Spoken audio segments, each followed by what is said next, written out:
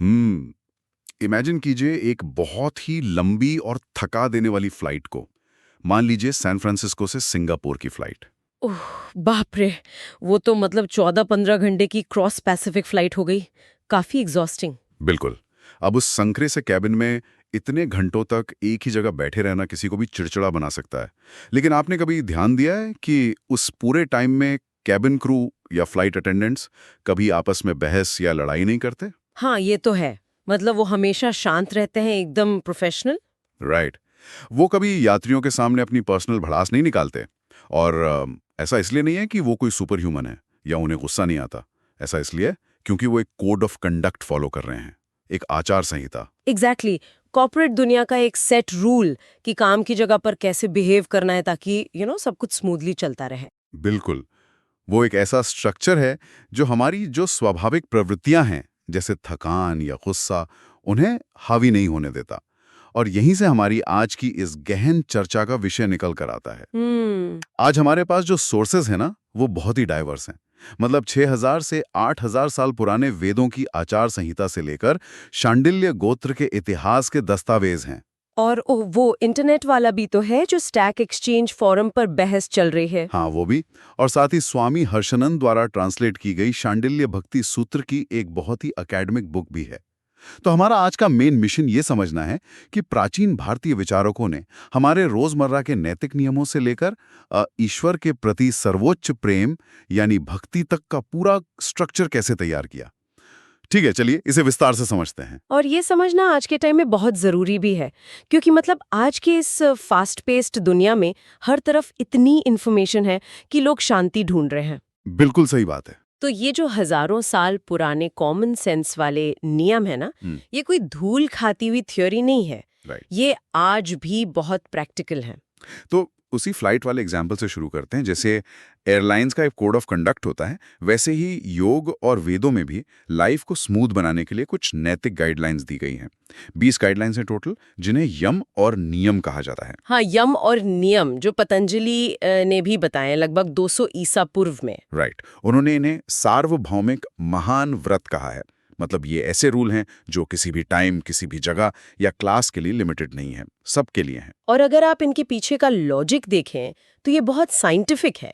मतलब जो यम है, जैसे अहिंसा, सत्य, अस्तेय या चोरी ना करना, ये हमारे जो नेगेटिव इंस्टिंक्ट्स हैं उन्हें कंट्रोल करते हैं। जैसे हमारा डर या गुस्सा। एग्जैक्टली। इंसान के अंदर जो एक एनिमल इंस्टिंक्ट है, गुस्सा या लालच, यम उन पर ब्रेक लगाते हैं। और जो नियम है वो हमारी आत्मा के पॉजिटिव गुणों को निखारते हैं, जैसे प्यार और करुणा को जगाना। हम्म। लेकिन अगर मैं यहाँ थोड़ा डेविल्स एडवोकेट प्ले करूँ, तो सुनने में ये एक बहुत ही पुरानी चेकलिस्ट जैसी लगती है कि भाई झूठ मत बोलो, चोरी मत करो, टिक मार्क लगाओ और आगे बढ़ो। हाँ, ज्यादातर लोग इसे ऐसे ही देखते हैं। लेकिन सोर्सेज में एक बहुत ही इंटरेस्टिंग वर्ड आया है, वितर्क, जिसका मतलब है क्रूर मानसिक लहरें। अगर इसे आज की भाषा में कहें तो ये बिल्कुल एक कंप्यूटर वायरस की तरह है। अरे वाह, ये वायरस वाला एनालॉजी बहुत सटीक है। राइट।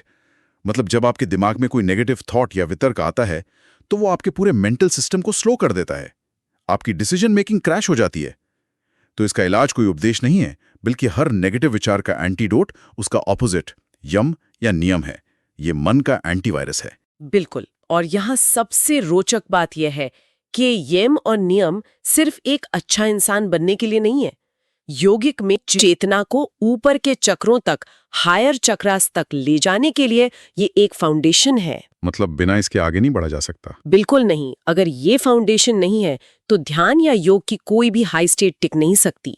बिना मजबूत ऑपरेटिंग सिस्टम के भारी सॉफ्टवेयर तो क्रैश ही होगा ना। सही कहा, वो बार बार पुराने पैटर्न में गिर जाएगा। तो ऑपरेटिंग सिस्टम तो रेडी हो गया, लेकिन अब सवाल यह है कि हजारों साल पहले ये कोड लिखा किसने और इसे बचाकर किसने रखा। यही एंट्री होती है हमारे अगले टॉपिक की, शांडिल्य। शांडिल्य भारतीय दर्शन का एक बहुत ही मिस्टीरियस और पावरफुल नाम। हाँ, और ये सिर्फ एक नाम नहीं है। आज भी एक गोत्र है जो मैथिल और सारस्वत ब्राह्मणों में और कुछ राजपूत कुलों जैसे परमार में भी मिलता है। और इसके नाम का मीनिंग भी बहुत इंटरेस्टिंग है। शर्ण और दिलम से बना है, जिसका मतलब है फुल मून यानी पूर्णिमा। अच्छा, मतलब उनका चांद से कोई कनेक्शन था। हाँ, माना जाता है कि वो चंद्रदेव के पुजारी थे और चंद्र वंश से जुड़े थे। और उनका ज्योग्राफिकल फैलाव देखिए, बिहार के मिथिला में शांडिल्य धाम मंदिर है और वहां से इतनी दूर राजस्थान के ओसिया में उनकी कुलदेवी पिपलाज माता का मंदिर है। वो तो है, लेकिन यहाँ बात और भी दिलचस्प हो जाती है, क्योंकि जब हम सोर्सेज और बुक के प्रोफेस को पढ़ते हैं ना, तो उनके टाइमलाइन को लेकर एक अजीब सी मिस्ट्री दिखती है। कैसी मिस्ट्री? शांडिल्य तो बिल्कुल एक टाइम ट्रैवलर लगते हैं। Time traveller? हाँ अच्छा, अलग अलग युगों वाला कॉन्सेप्ट। हाँ, मतलब त्रेता युग में वो राजा दिलीप के गुरु हैं, फिर द्वापर युग में वो नंद के पुजारी भी हैं, और तो और महाभारत काल में भी वो भीष्म पितामह से बात कर रहे हैं। और छांदोग्य उपनिषद में पूरी की पूरी शांडिल्य विद्या है। ये कैसे पॉसिबल है कि एक ही इंसान इतने युगों में हो? देखिए, अगर हम इसे व्यापक संदर्भ में देखें तो जो प्राचीन भारतीय माइंडसेट था ना, वो हमारी तरह हिस्ट्री या डेट ऑफ बर्थ को लेकर ऑब्सेस नहीं था। मतलब उन्हें लीनियर टाइमलाइन से फर्क नहीं पड़ता था। बिल्कुल, उनके लिए समय साइक्लिक था। स्कॉलर्स मानते हैं कि शांडिल्य सूत्र शायद 500 ईसा पूर्व से 900 एसीवी के बीच लिखे गए। लेकिन उनके लिए इम्पोर्टेंट ये नहीं था कि वो इंसान कब पैदा हुआ, इम्पोर्टेंट वो लेगेसी थी जो उसने छोड़ी। तो शांडिल्य एक तरह से एक स्कूल ऑफ थॉट बन गया था। एग्जैक्टली। एक गुरु से शिष्य तक जो भी ज्ञान गया, वो सब शांडिल्य के नाम से ही जाना गया। Make sense. और इसी लेगेसी ने हमें वो टेक्स्ट दिया जिस पर आज इंटरनेट पर, मतलब स्टैक एक्सचेंज जैसे फोरम पर भी बहस हो रही है। हमारे सोर्स में वो फोरम थ्रेड भी है जहां एक यूजर ने पूछा है कि शांडिल्य भक्ति सूत्र और नारद भक्ति सूत्र में आखिर डिफरेंस क्या है। ओह, ये तो भारतीय दर्शन की बहुत क्लासिक डिबेट है। दोनों के अप्रोच बहुत अलग हैं। राइट। और फोरम पर जो लोग कह रहे हैं वो हमारी बुक भी कंफर्म करती है। ऐसा माना जाता है कि शांडिल्य का फोकस निर्गुण ब्रह्म पर है, यानी निराकार ईश्वर। और उनका जो स्टाइल है वो बहुत ही एकेडमिक और पोलेमिक है, मतलब वो लॉजिक और डिबेट पर बेस्ड है। हाँ, वो हवा में बातें नहीं करते, वो प्रमाण और प्रमेय की बात करते हैं। प्रमाण मतलब प्रूफ या लॉजिक? हाँ, प्रमाण मतलब वो टूल जिससे हम सच को जानते हैं, और प्रमेय मतलब वो सच जिसे जाना जा रहा है। जबकि दूसरी तरफ नारद का जो अप्रोच है वो सगुण ब्रह्म पर है, साकार रूप पर।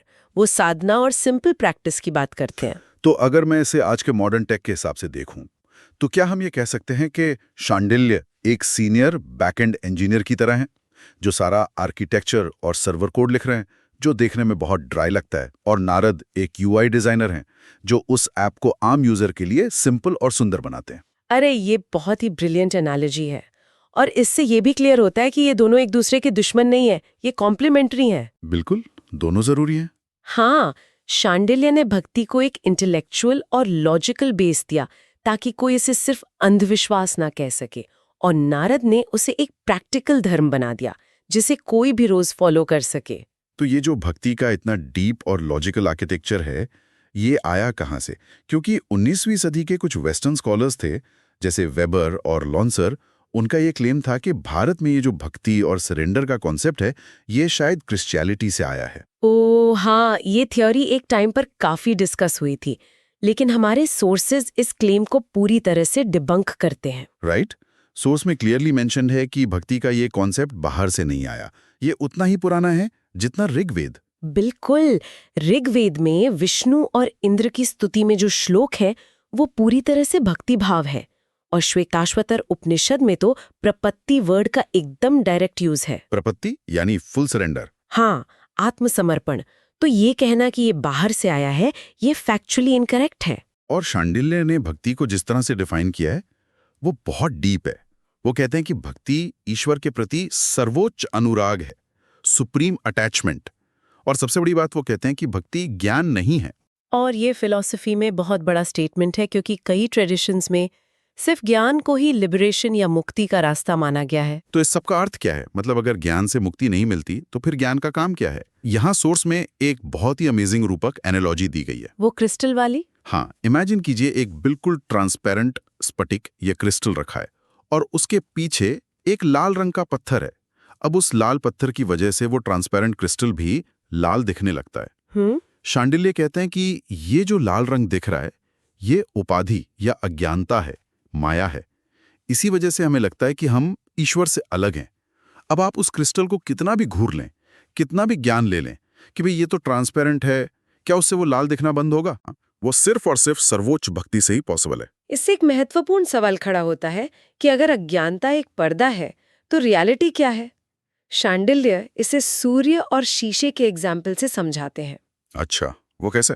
देखिए, जो जीव है यानी जो आत्मा है, वो उस सूरज के रिफ्लेक्शन की तरह है जो जमीन पर रखे बहुत सारे अलग-अलग शीशों में दिख रहा है। मतलब सूरज एक है, लेकिन शीशों की वजह से बहुत सारे दिख रहे हैं। राइट। और ये शीशे ही वो उपाधि या अज्ञान है। जब ये शीशे टूट जाते हैं तो सारे रिफ्लेक्शन वापस उसी एक ओरिजिनल सूरज में मिल जाते हैं। और सुप्रीम भक्ति ही वो फोर्स है जो इन शीशों को तोड़ती है और मुक्ति दिलाती है। वाह! और इस सुप्रीम स्टेज तक पहुंचने के लिए उन्होंने 2 टाइप की भक्ति बताई है ना? हाँ, एक है गौणी भक्ति यानी सेकेंडरी। इसमें ये पूजा पाठ और कीर्तन वगैरह आता है? हाँ, जो भी हम फिजिकली करते हैं, मूर्ति पूजा, फूल चढ़ाना, ये सब माइंड को प्योरीफाई करने के लिए एक तैयारी है। और दूसरी है पराभक्ति यानी सुप्रीम।